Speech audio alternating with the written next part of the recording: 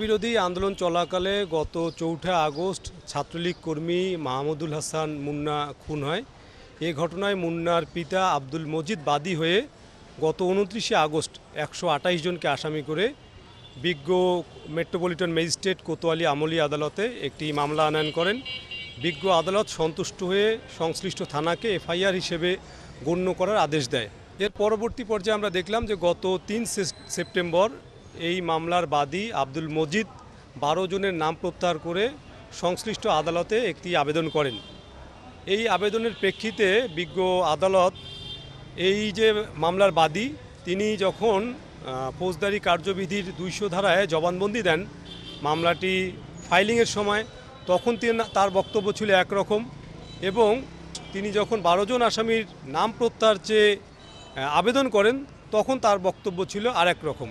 এতে সুস্পষ্টভাবেই বোঝা যায় যে এই মামলাটি তিনি যখন দায়ের করতে এসেছে তখন কারো দ্বারা প্রভাবিত হয়ে এসেছে, এবং মামলাটির থেকে যখন ১২ জনের নাম প্রত্যাহার করার জন্য এসেছে তখনও তিনি কারো দ্বারা প্রভাবিত হয়ে এসেছে।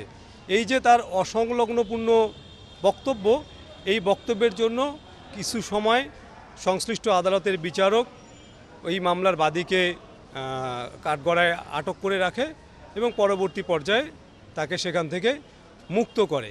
এখন আমাদের কথা হচ্ছে যে ছাত্র জনতার অভ্যুত্থানে যারা আহত নিহত হয়েছে, আমরা চাই প্রতিটি ঘটনার বিচার হোক, প্রকৃত অপরাধীরা আইনের আওতায় আসুক। কিন্তু এই যে গণহারে গোটা দেশে যেভাবে করে মামলা হচ্ছে, যারা ঘটনার সাথে জড়িত না নিরীহ মানুষকে আসামি হিসেবে শ্রেণীভুক্ত করা হচ্ছে কিংবা মামলা বাণিজ্য হচ্ছে, এই ঘটনাগুলো সত্যিই দুঃখজনক। এবং এই ঘটনার কারণে কিন্তু মানুষের যে আজকে আইনের প্রতি যে আস্থা ভরসার যে জায়গা, সেই আস্থা ভরসার জায়গা কিন্তু ক্রমাগতই নষ্ট হয়ে যাচ্ছে।